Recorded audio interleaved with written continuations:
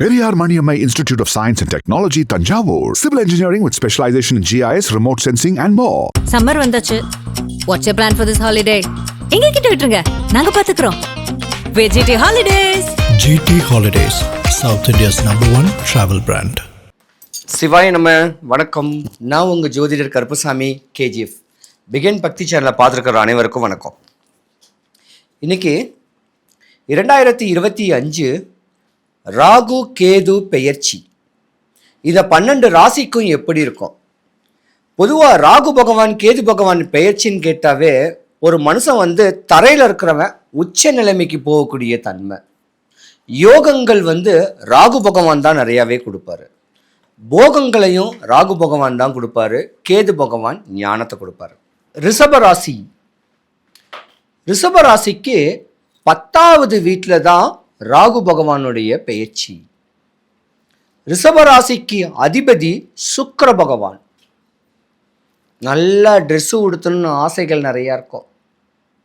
இருந்த இடத்துலையே இருந்து ஃபேன் காற்று ஏசிக்கு கீழே வேலை பார்க்கணும்னு சொல்லக்கூடிய ஆசைகள் ஆதங்கங்கள் இருக்கும். ஒரு பெரிய ஷோரூம்பு பெரிய கம்பெனியில் ஃபேன் காற்று கீழே வேலை பார்க்கக்கூடிய தன்மைகள் இருக்கும்.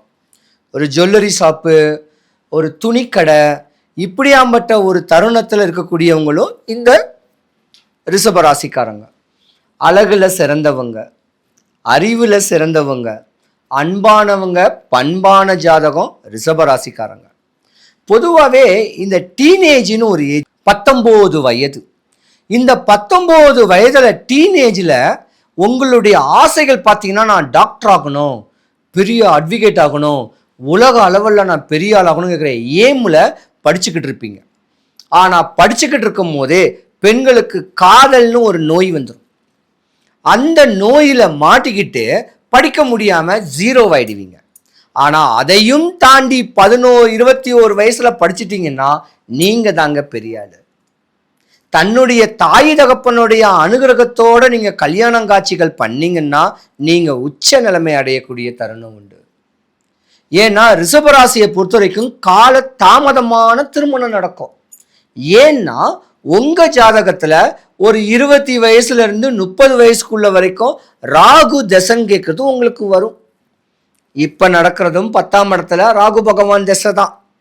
இந்த ராகு கேது பெயர்ச்சியில் நீங்கள் ஒரு குறிப்பிட்ட காலத்துக்குள்ள அரேஞ்ச் மேரேஜ் பண்ணிங்கன்னா ஒரு குறை கிடையாது. மாற்று மதத்தில் மாற்று வழியில் காதல் திருமணம் பண்ணிங்கன்னா கொஞ்சம் பிரிஞ்சிருக்கிற மாதிரியான விஷயங்கள் நடக்கும். நீங்கள் கவனமாக இருக்கணும். ரிஷபராசியை பொறுத்த வரைக்கும் ஒரு 40 வயசு 45 வயசுக்கு மேலே தான் நீங்கள் யோகக்காரே. வந்த வினைகள் போய் நோய் நொம்பலம் தீர்ந்து வாழ்க்கையில் உச்ச நிலைமை அடையக்கூடிய ஒரு தருணம் ரிஷபராசிக்கு 40 வயசுக்கு மேலே தான். ஏன்னா உங்கள் ஜாதகத்துலையும் ராகு தசை வந்துட்டு போகும். அந்த ராகு தசை வரக்கூடிய தருணத்தில் உயர்ந்த வேலைகள், நிறைய சம்பளம், ஏதோ ஒரு வழியில் காசு பணம் வரக்கூடிய ஒரு தருணங்கள்லாம் வரும். ஆனால் ரிஷபராசியில் ஜாதகம் உல்டாவா போனுச்சுன்னா உங்களுக்கு தேவையில்லாத இடையூறுல சந்திக்கக்கூடிய தருணம் வரும். ரொம்ப நீங்கள் கவனமாக இருக்கணும்.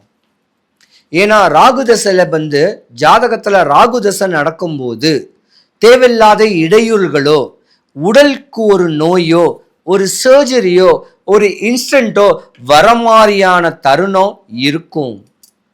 அந்த நேரத்தில் தான் முன்கூட்டியே நீங்கள் ராகு பகவானை வழிபடணும். குன்றத்துலக்க வேண்டிய சேக்கிலார் வழிபட்ட ஸ்தலம் திருநாகலிங்கேஸ்வரர், அங்கே போய் வழிபடலாம். இப்படி வழிபட்டு வந்தீங்கன்னா ரிஷபராசிக்காரர்களுக்கு உயர்ந்த பதவி கிடைக்க வாய்ப்பு இருக்கு. கணவன் மனைவிக்குள்ள கருத்து வேறுபாடுல இருந்தவங்க கூட ஒன்று சேர்றதுக்கு வாய்ப்பு இருக்கு. தான் குழந்தைங்க தன்னை சார்ந்தவங்களுக்காக உழைச்சி தேடி கொடுக்கக்கூடிய தருணம் இருக்கு. ரிஷபராசிக்காரங்க தான் ரொம்ப கவனமா இருக்கணும். ஏன்னா 10ஆம் இடத்துல ராகு பகவான் கேட்கறது, உங்களுடைய அப்பாவுடைய அப்பா உயிரோட இருந்தாருன்னா அவருக்கு பணிவிடைகள் செய்யுங்க. பொதுவாக உங்கள் ராசியில் உங்கள் அப்பாவுடைய அப்பா உயிரோடு இருக்க மாட்டார். ஏன்னா உங்களுக்கு ராகு தசைகள் ஒரு குறிப்பிட்ட காலத்தில் ஒரு 25 வயசுக்கு மேலே 20 வயசுக்கு மேலே வந்துட்டு போகும். இப்போ நீங்கள் வருத்தப்படணும், உங்கள் அப்பாவுடைய அப்பா தாத்தா இல்லையேன்னு. அந்த தாத்தாவை நீங்க நினைங்க. உங்க வீட்டு குலதெய்வத்தை நினைச்சு வந்தீங்கன்னா 2025 ராகு கேது பெயர்ச்சி உங்களுக்கு யோகத்தை கொடுக்கக்கூடிய தருணம் உண்டு. ஏதாவது ஒரு முன்னோர் சொத்து, மூத்தோர் சொத்து, ஏதாவது ஒரு வம்பு தும்பு வழக்குல இருந்திருந்தா கூட நீங்க ஜெயிக்கிறதுக்கான ஒரு வாய்ப்பு இருக்கு. ரிஷபராசியை பொறுத்த வரைக்கும் பெண்கள் தான் கவனமா இருக்கணும். தேவையில்லாம ஏமாந்துட்டீங்கன்னா உங்க வாழ்க்கையில நீங்க ஜீரோவாயிடுவீங்க. உங்க தாய் தகப்பனை மதிங்க. தான் தாய் தகப்பனை மதிச்சு அவங்களுடைய தன்மையில பெரிய லெவலுக்கு படிச்சு உங்க குடும்பத்துக்குன்னே உங்களை அர்ப்பணிக்கக்கூடிய தருணம் உங்களுக்கு தான் உண்டு. ரிஷபராசியை பொறுத்த வரைக்கும் பெண்கள் கவனமா இருக்கிறது கொஞ்சம் நல்லதும் கூட. ஆனா ஆண்களா இருந்தா முரட்டு சுவாசங்கள் இருக்கும், கோபமான தன்மங்கள் இருக்கும் ரிஷபராசிக்கு. ஏன்னா எதுக்கு கோவப்படுறோன்னு தெரியாம கோவப்பட்டுக்கிட்டு வீட்டுல இடையூறுலத்தான் நீங்க சந்திப்பீங்க.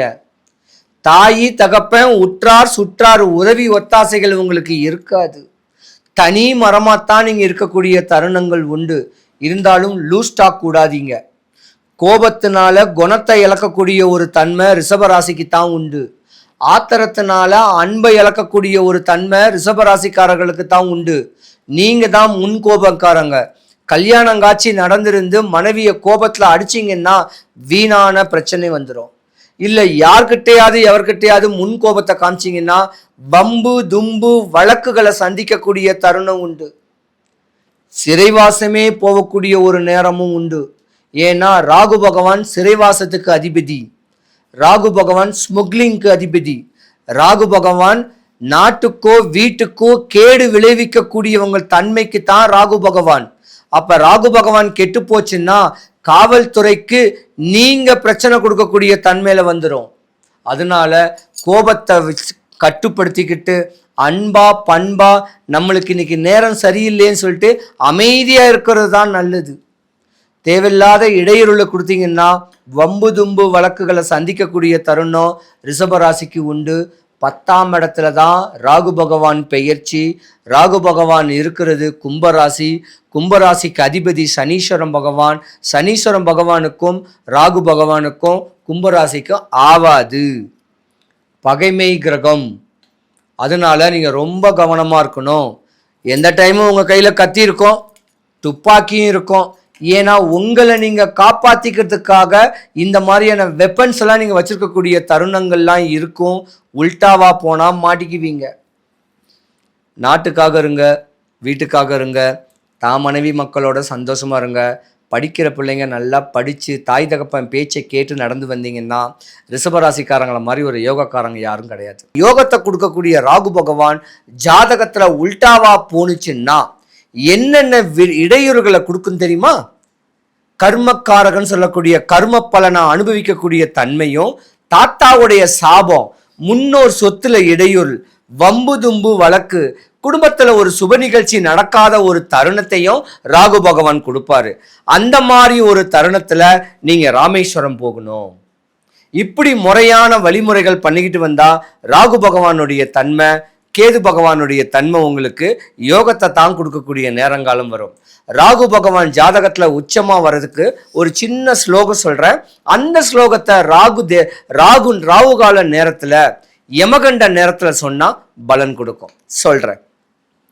இன்பமே செய்யும் ராகு கேது பகவானே, அன்பால் நான் உன்னை அடிப்பணிவேன், என்பால் நான் அடைந்த துன்பங்கள் போய் இருள் அகற்றி தூய நலம் திகழ எனக்கு இன்றே தருவாய் அருள், ராகு கேது பகவானே போற்றி.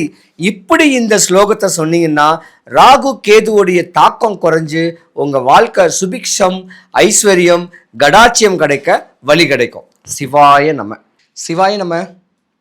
என்ன நீங்க பார்க்கணுன்னா கூகுள் மேப்ல கேஜிஎஃப் கருப்புசாமின்னு போட்டிங்கன்னா என்னுடைய வீட்டு அட்ரஸ் லொக்கேஷன் ஆகிடும். ஃபோன் பண்ணிவிட்டு ஒரு வாட்ஸ்அப் பண்ணிவிட்டு வாங்க. சிவாய நம.